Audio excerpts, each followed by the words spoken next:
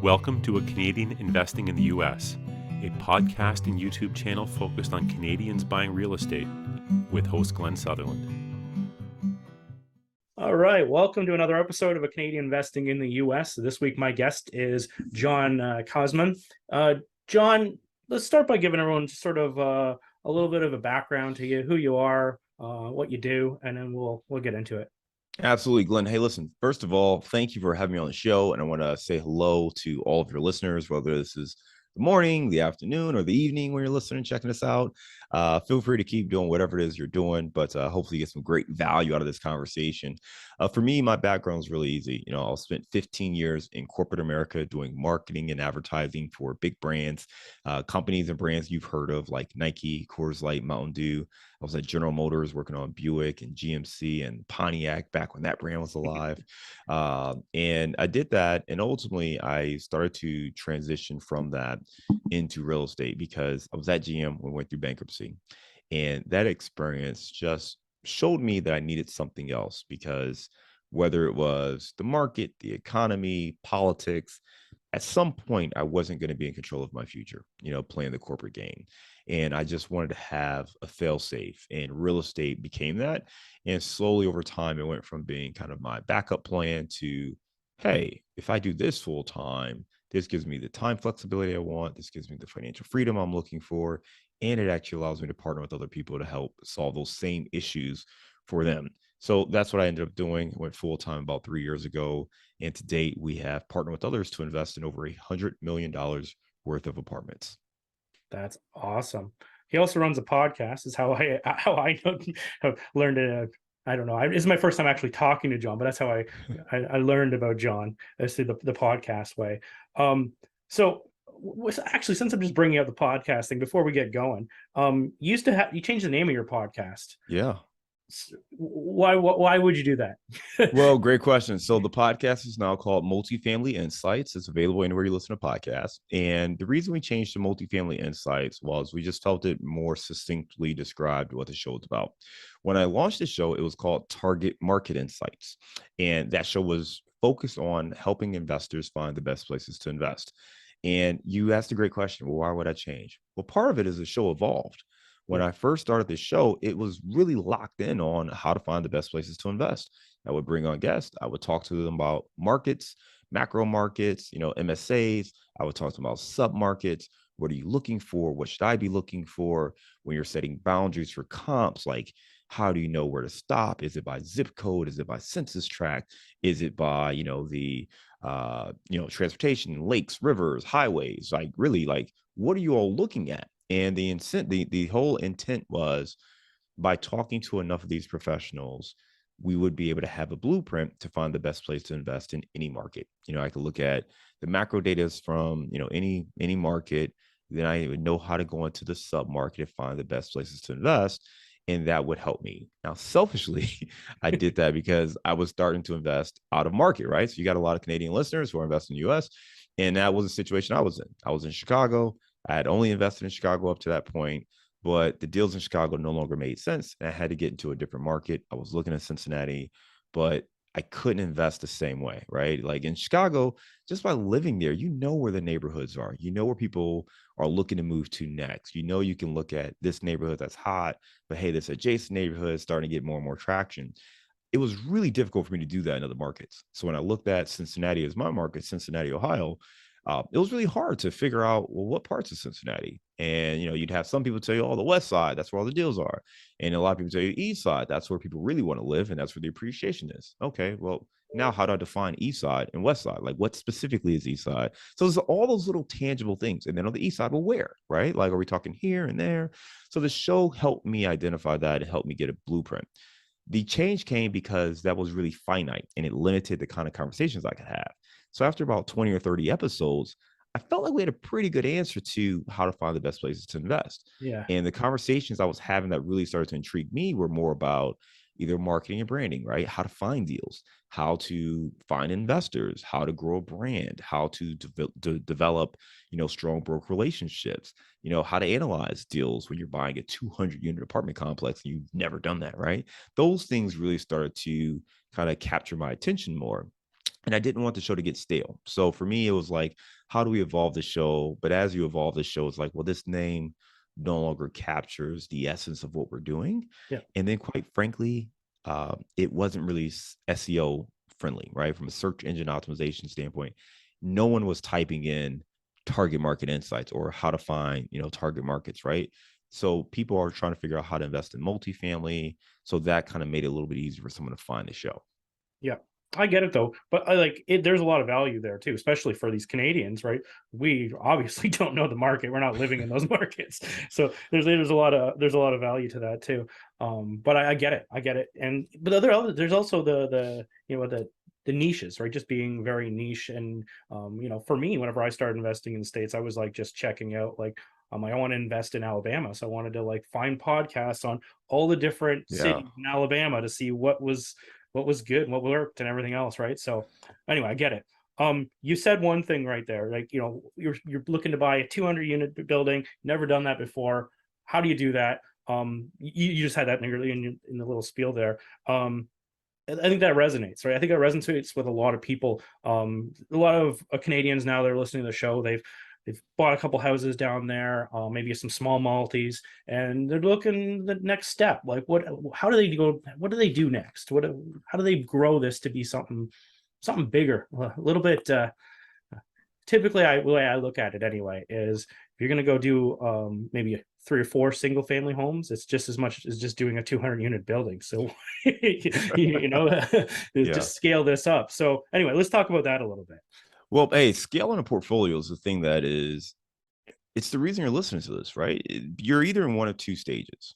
You're either a complete beginner who's never bought a property, or you've never bought this type of property. So you're trying to figure out, hey, how do I do it? Right? What do I look for? What are the, red flags? How do I do this? But if you have some experience, even mine one, you're like, okay, I know I can just repeat that. But the second question is now, well, how do I scale this? How do I replicate this en masse so that it's not just, 1 unit at a time or 2 units at a time or whatever it is? So those are the reasons you listen to podcasts like this. Either A, you're a beginner, you're trying to learn, or B, you're trying to figure out how to scale. And the scaling is really challenging, but the clues are there. And one of the things that I would tell people, particularly if you are looking to get into multifamily, you have to understand that it is a team sport. And I know that sounds like a bit cliche, and it is, but it's also true because you cannot scale by yourself. There's only so much you can do and take on, and that stress and the amount of work it takes is just a lot.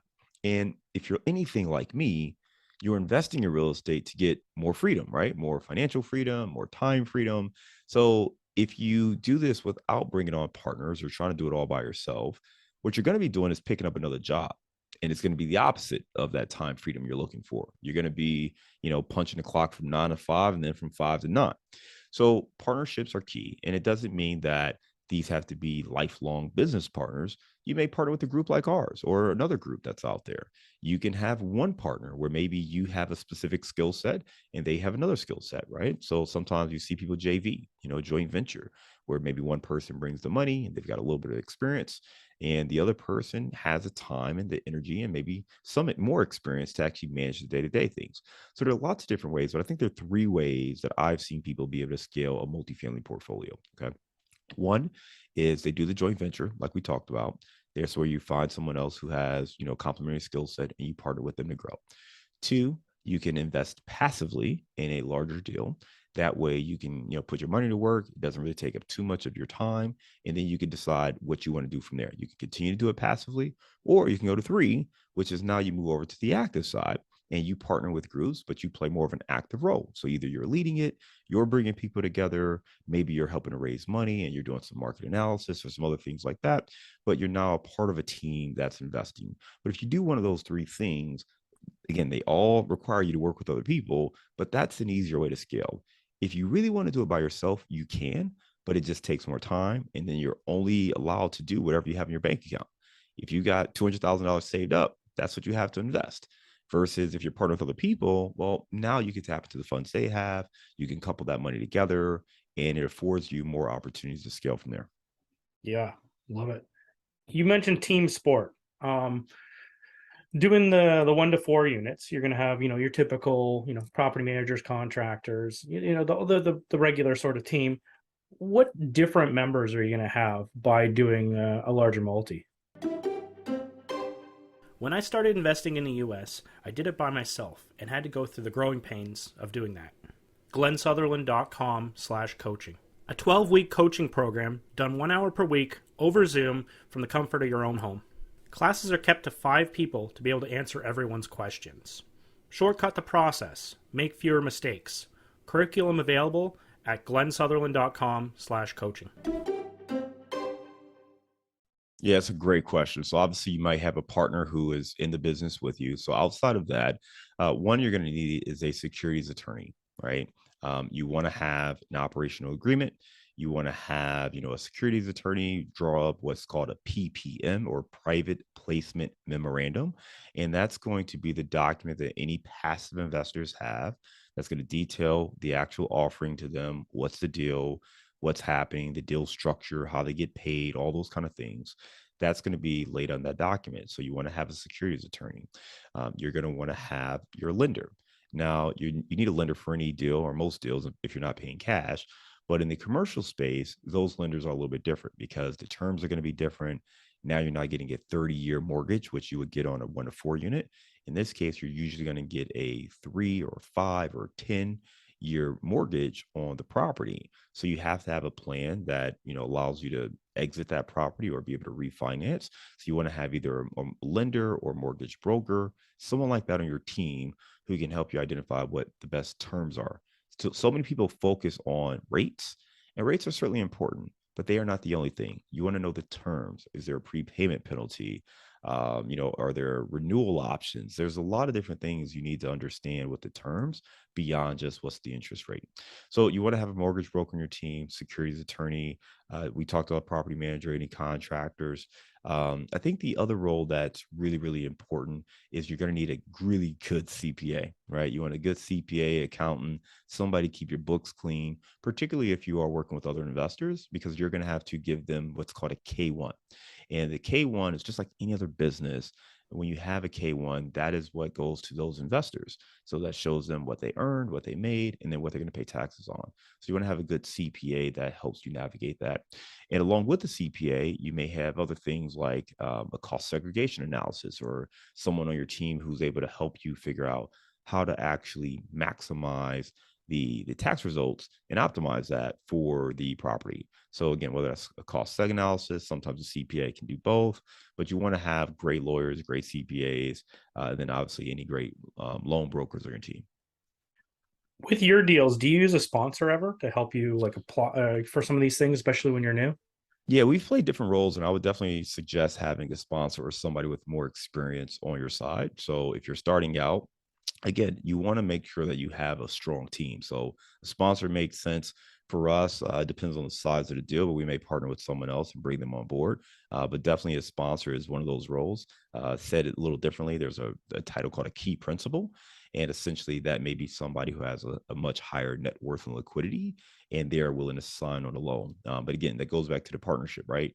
Who do you need on your team? That may be a role that you need. Maybe you don't need that. So those are kind of things you figure out based on where you may have some gaps. Yeah, exactly. And especially for us as Canadians, especially at the start, it's really recommended because now you're probably bringing on an American. So that's going to be a lot easier to make your financing work. And then you're going to bring on someone who ideally has, set thousands of doors to work with you. You're going to give a big piece of the pie away, but it's going to help you it's going to make your life a lot easier at the same time. And it's a give and take, right? Yeah, and to your point, I think it also helps to understand where you're at, where you're going. A lot of people are in a rush to, lead a deal or drive a deal, and I think the more prudent way is to build up your own experience and credibility over time. So, like, if it's your very first deal, well, why do you want to lead it? Like, wouldn't you want to partner with somebody who's led it so you can learn while you earn and be a part of it, as opposed to driving it by yourself? Like, be a passenger a couple times. It's okay to be a passenger a couple of times and then figure it out and get comfortable and get the hang of it and understand how things are supposed to work. And then maybe when you drive, have that person, now in the passenger seat next to you so they can point out stuff. Hey, slow down. You see this thing right here? You want that person next to you, right? Yeah. So maybe do it that way as opposed to just first deal. I'm going to do this thing all by myself just to prove I can. This is not the time to prove you can do it by yourself. This is the time to, if you want to call it cheat or whatever you want to call it, this is the time to stack the deck so you have every possible chance to be successful. And bringing experienced people around you helps you tremendously. So I would highly recommend you, whether it be through mentorship or partnership, surround yourself with people that can help you navigate the landscape so that you have every chance possible to be successful. Love it. So we were kind of going down the path of like, you're doing your first multifamily. What other things like should they do? Because I've just been going through a lot of this myself, right? I've been doing some coaching myself, taking coaching and doing coaching for other people, because you're never the pro at anything or everything, right? So back to that. So if you're going to do you're going to this the first time, what kind of steps should you be doing? Should you just be showing up and just starting to do deal analysis right off the bat, or where do you sort of start if you want to build into go into this multifamily thing? Yeah, so I mean, it's going to be a little different for every person, right? But I would say first you want to do an inventory check on yourself, right? Where are you strong? Whether it's SWOT analysis, but where are you strong? Where do you have some weaknesses? Where do you have some opportunities? Where will you need some help, right? Maybe you are a high net worth individual, but you've got a busy, demanding full-time job, right? Well, in that case, you may need somebody who has more of a time freedom there. They can commit to putting in some of the work or do some of the heavy lifting, right? If you're bringing more of the money to the table. Maybe it's the opposite way. Maybe you've got the time, but you don't really have the money. So figure out what you need, and then you want to start positioning yourself to fill those gaps. I think there are three things that are true. I normally talk about this in the sense of attracting capital for deals, but I think this is very true in the same instance. There are three things you need to be a successful investor. One, you're going to need confidence, and that confidence is going to come from putting in the work. So you have to know your stuff. Even if you're a complete newbie, you have to be, in there learning, listening, reading, doing everything you can so that you can educate yourself and be confident in what it is you're doing. Because if you're going to approach someone about a partnership, well, it's a two-way street. Why would they want to partner with you? And if you just listen to, me and Glenn talk and decided, hey, I want to go out there and put deals together, and, you start talking to them and they realize you don't really know anything and you haven't really taken the time to invest in your own education, well, they're probably not going to take you seriously. They're certainly not going to want to partner with you. So that confidence comes from actually putting in the work. You may not have the track record and credibility to justify it, but if you're showing people that you're putting in the work and you know how to analyze the deal and you know what you're seeing in the marketplace, they're going to see that hunger and they're going to respect that.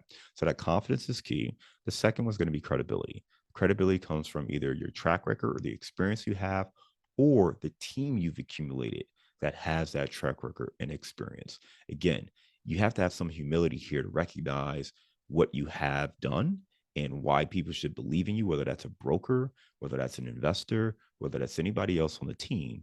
They're going to want to look at you and say, why should we believe this is going to be successful? If I'm a broker, you have to understand brokers get paid when the deal closes. So why would I give you my deal of a century, even a decent deal, if I don't believe you can close?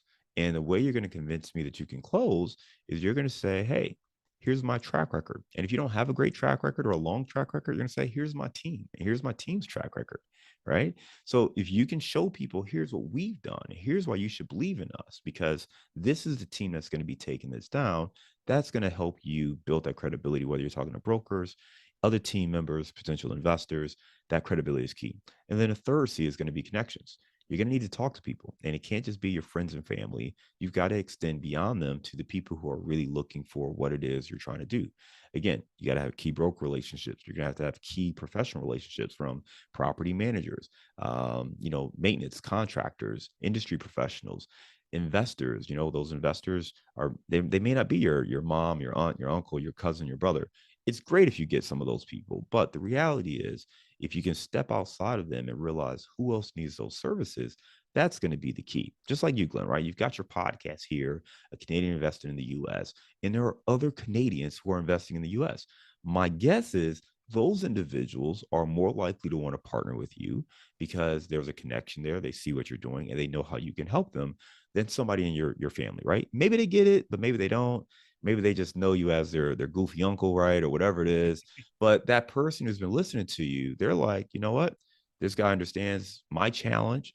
I feel like there's a connection. I've been listening to him for some time now, and that's going to be easier. So those connections are made by putting yourself out there. You got to talk to people. You got to have a platform. You got to find a way to let people know what it is that you do, so they know, oh, there's a chance that I can work with this guy. If they don't know they can work with you, they're probably not just going to wake up one day and say, hey, man, let's work together. Like, they need to know this is what you do. Here's where you could use help, or here's how you help people, and then see what's in it for them. And they can recognize, hey, this guy can help me invest in the US. Well, now they're going to be more likely to reach out versus, if you just call them and say, hey, I'm buying these properties. Do you want to invest with me? So if you could have your confidence, your credibility, and those connections, and expanding those connections, that's going to really set you up for success. Yeah. And I know both of us kind of do the same sort of technique where we're having podcasts, and instead of having to, try to sell stuff, we can just allow people to come to us as a little bit more authentically. For people who don't have a podcast, what are some other platforms or ways that they could reach out to build their network of people who invest with them? That's a great question, right? I have people who ask me this all the time, and I think we're talking about coaching just a little bit there, right? But I have coaching clients as well, and some of them say, well, I don't want to do a podcast. Like, you don't have to do a podcast. Yeah. Understand this. Let's step back. The goal is not to do a podcast or to be some influencer or some public figure. Like, that's not the goal. Okay. What we're trying to do is we're trying to figure out who is it that we can help, and how do we let them know what it is that we do. You can do that a multitude of ways. First of all, you can do it through conversations, right? You can pick up the phone and just start calling people you know. You could do it through social media, right? You can post on Facebook and Instagram and Twitter and LinkedIn and share what you do and how it's working and what you know. You can do, again, podcasts like this. You can do a blog. You can do a meetup. Let's say you really love hosting people. Maybe you do events and you host meetups and you get people to come out and you talk to them about, again, deals or real estate investing, whatever the case would be. So the platform is not as important as some people think it is. There's certain advantages for sure, right? So one advantage to doing a podcast, I'm sitting here in my home office. I'm assuming you're in, either your home office or your work office. Yep. And we can record this and we can hit the publish button, and it goes out to thousands and thousands of listeners, and it's out there on the interwebs forever, right? Yep. So that's the beauty. If I do an event, well, the event is only, relevant to the people who show up, right? So there's pros and cons to that as well. On this, I don't know who listens. I don't get a list of every listener and their email address and their phone number and, all those kind of facts, right? So I have no clue who's listening to this unless someone reaches out to me. If I'm hosting an event, I'm normally getting a registration. I'm normally getting an email address. I'm able to sit across from that person and for them to get to know me and ask me questions, and we can build trust and some rapport. So there's pros and cons. So I would say, first and foremost, what are you good at? Are you good at talking? Are you good at listening? Are you good at hosting? Are you good at writing? Figure out what it is you're good at and you enjoy. What platforms do you enjoy? And focus on those things. But understand this really important fundamental thing. The goal is to make connections and build relationships. That's it. You're not trying to sell someone. You're not trying to convince someone. You're trying to let people know, again, who you are, what you do, how you might be able to help them. And you have a lot of different ways of doing that, but it has to start from an authentic connection. So podcasts are great, meetups are great, blogs are great, but you've got to find a way to make connections with people. So any of that works. It just really comes down to you and what you prefer. And then obviously there's only so many people you can reach if you're doing phone calls, right? If you're going to do phone calls, well, you got to call them all yourself, right? But again, if we can do a piece of content, maybe it goes, gets spread around, it goes viral, you get some people in your newsletter. Now it's a little easier to create it one time and publish it and push it versus, trying to call everybody you've ever met to talk to them about investing. Yeah, which has the personal touch, but the doing, say, a podcast or something like that would be scalable. You don't have to go have, 4,000 conversations. You could put out the information. More people could digest it at once and filter it out right off the start. I love it. Yeah. And one other thing, you don't have to come up with your own podcast. You could leverage my podcast. You can come on as a guest, But that's exactly it. Yeah. John, before I let you go, you want to talk about your company, what you offer, how people can get a hold of you, and then we'll wrap this up. Yeah, real quick. I want to build on the last Yeah, comment no, though. don't do it. When you're reaching out to people, all that stuff, right? All that stuff works from a strategic standpoint, but the bottom line is you have to give value to people. Oh yeah. And that's one thing that you have to understand. You have to understand them. What do they need? What are they, looking for? And how do I give them value? And if you understand that and you do it in a way where you're truly filling a need, you'll be successful because you'll be solving a problem that they have. So, as one quick example here, one of the things with our meetups is those people who come to the meetup are usually earlier on in their career and they're looking to scale, right? Hey, I've got a 2 unit or I got these two, properties. How do I get from 2 or 4 units to 20 units?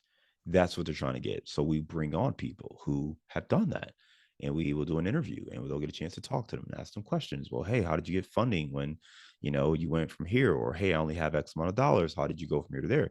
And now they're getting the answers, right? So I'm giving them real value because they're able to talk and listen to somebody who did exactly what it is they're trying to do. So if you can add value to people, now it becomes much easier for them to drive that connection. The value exchange is there. And I'm going to build a better relationship with you because you've added value to me. So value is really the key if you are trying to connect with people, figure out what they need and how can you help them get it. As far as connecting with me and go back to the value thing, we put together a sample deal package because we found that a lot of people get really excited when they start thinking about multifamily and scaling up and partnering with other people. But if the first thing you see is a deal, it may be a lot to try to take in at one time. So whether you are trying to put together your own deals or you're thinking about investing passively, you can check out a sample deal package that will just give you some sense of like terminology and deal structure and how we highlight key things about a market and what we're looking for. And it just helps you get a better sense of what to expect or what you should be looking for when you are looking at a deal. So you can get that at casmoncapital.com/sample deal. One thing about us is we do focus more on the Midwest and the Southeast region for investing. We love multifamily B-class apartment buildings. So if you're interested in that, on our website, you'll have an opportunity to sign up to get added to our new investor list as well. But I think one of the easiest things you could do, it's completely free, so no cost to you. But just check out that sample deal package and that will get you on our email list. We give you tips on what we look for in deals, and whether it's with us or with someone else, we'll give you other tips on what to look for and kind of those red flags that may give you pause if you are exploring an opportunity. I love it. John, thank you for coming on the show. There's a lot of value in this one. I think there's a lot of takeaways that people can actually apply to what they're doing. Absolutely. Hey, I'm so excited. I'm glad you allowed me to come on today, and I hope all your listeners take that and just take action. I think that's the biggest thing, right? We can listen to these shows and get inspired and get fired up, but you've got to take action. It's something as easy as downloading our sample deal package, leaving a rating and review for Glenn and this great podcast. Those are easy things you can do to start building relationships and starting to take little actions that take no time. I think it's easy to in our minds, we think, okay, well, I need to go buy an apartment now. Well, the next step is usually going to be something really simple like email a broker or email a potential team member, or again, leave a like, rating, or review for this show, and maybe reach out to Glenn and say, hey, man, appreciate, what you've been doing. Love to learn more about what you're right. So those are the things that you can do without making this thing like a huge monster of a task that you've got to take on next. So do something small now so that you are making progression in your investing journey. I love that. Little steps that you grow into big things. Thanks again, John. Absolutely. Thanks for having me, Glenn.